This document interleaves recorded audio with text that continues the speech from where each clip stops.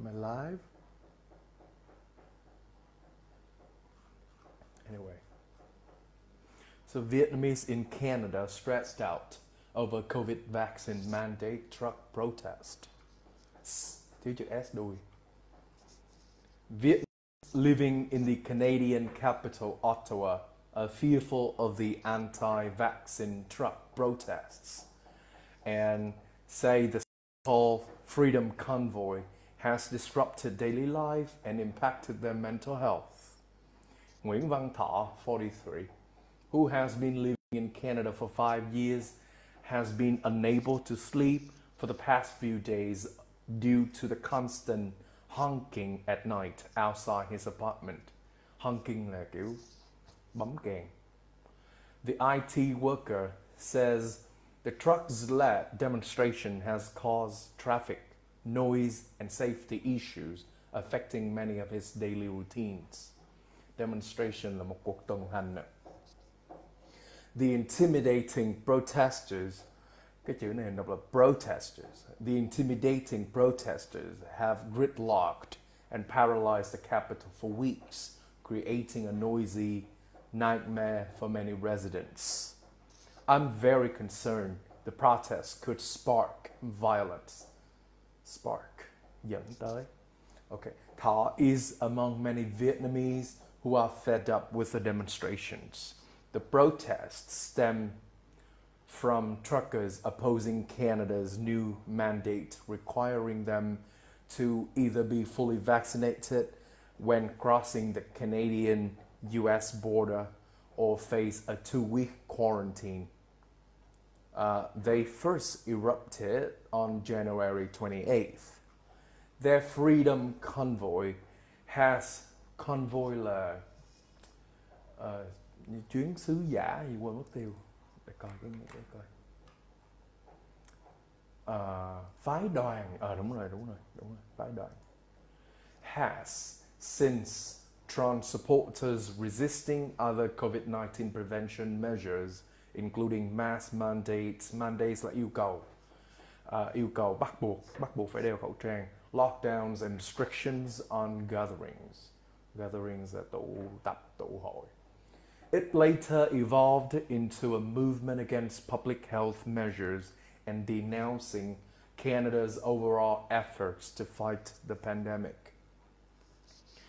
Though the demonstrations have lost steam là giảm nhiệt, a small number of protesters are still rumbling through streets, blaring horns in residential neighborhoods.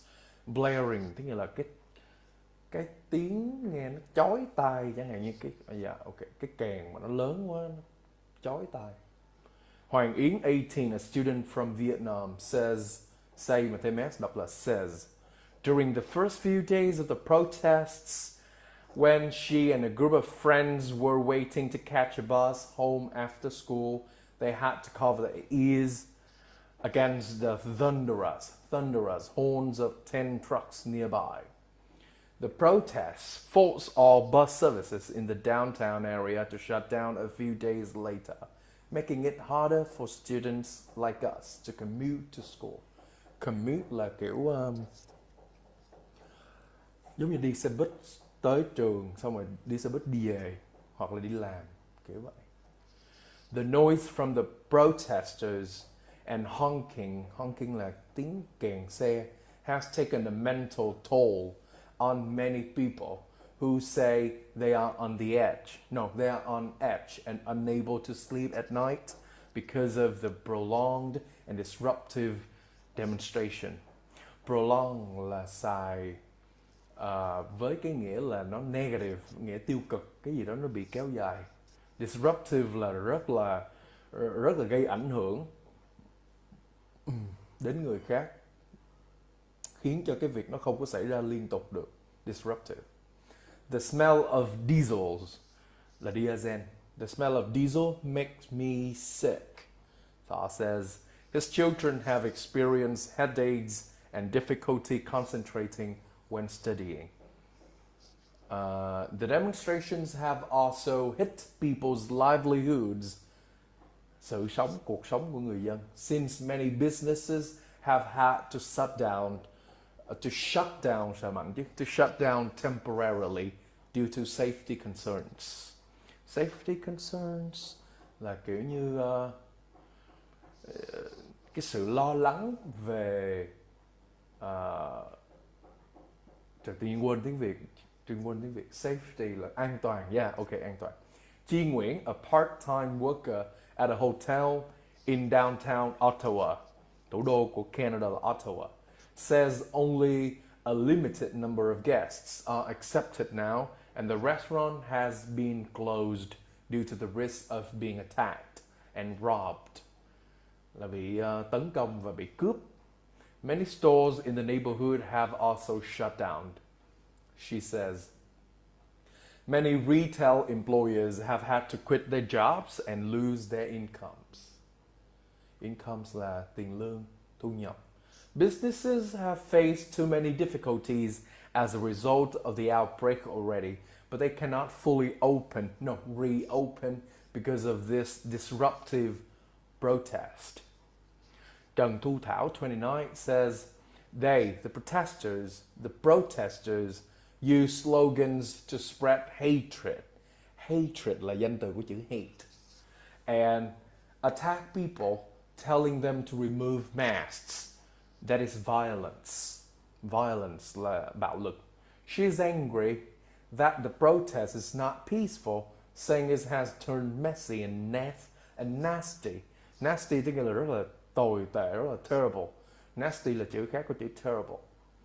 In the last few days, more than 60 criminal investigations have gotten underway in Ottawa, mostly into hate crimes, là kiểu cái tội mà kiểu như là ghét người ta xong rồi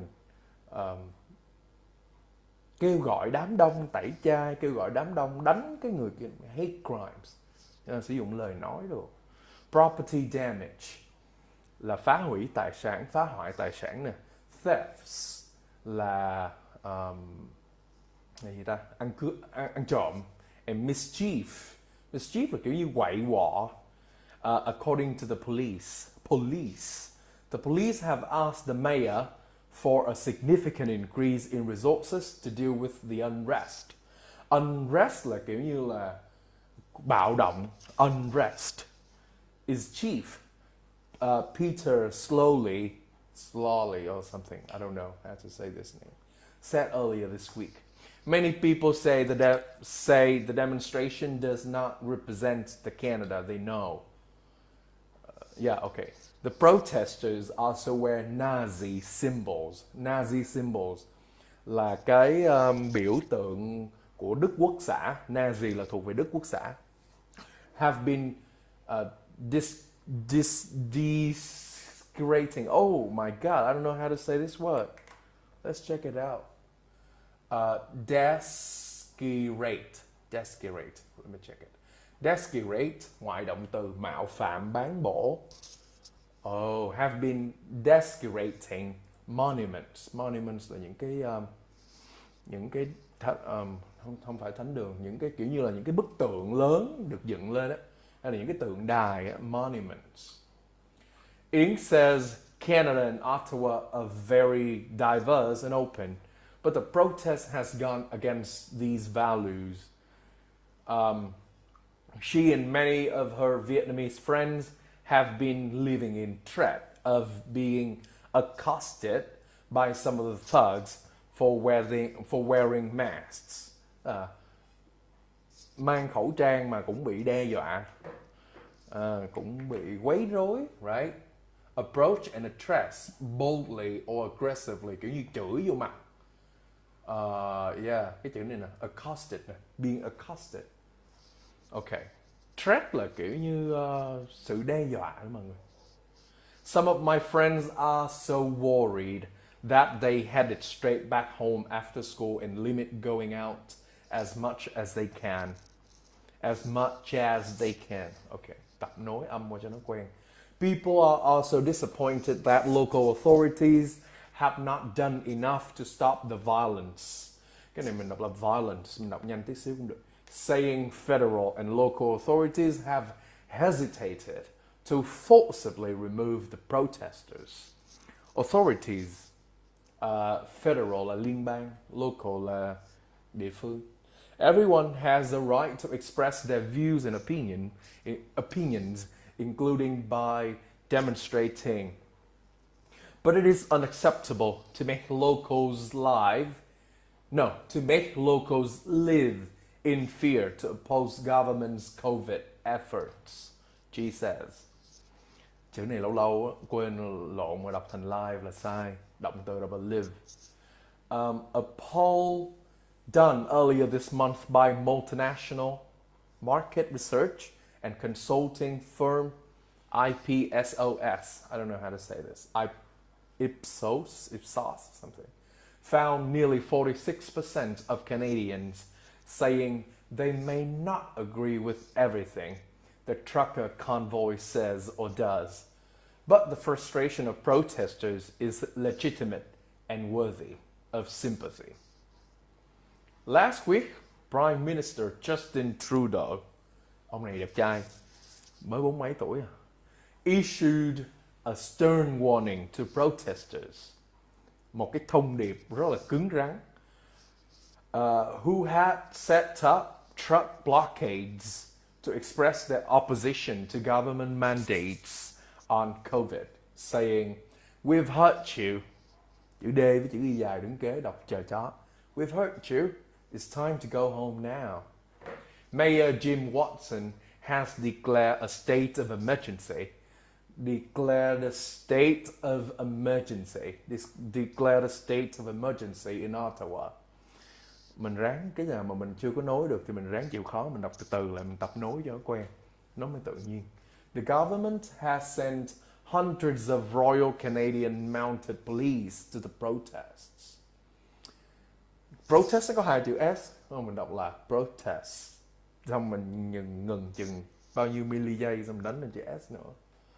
Over the weekend, demonstrations were ramped up in cities across Canada, including the capital.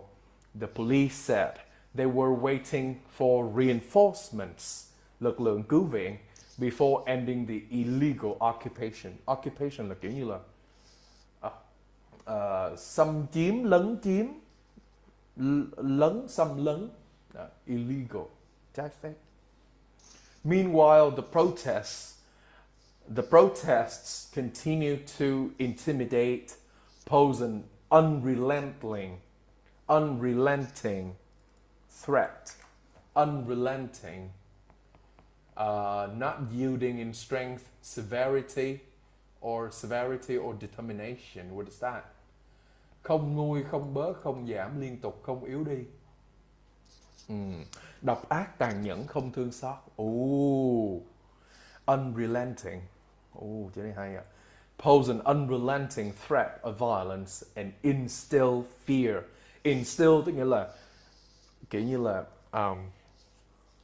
bao trùm cái gì lên người khác, bắt người khác phải làm như vậy, phải làm như thế nào đó.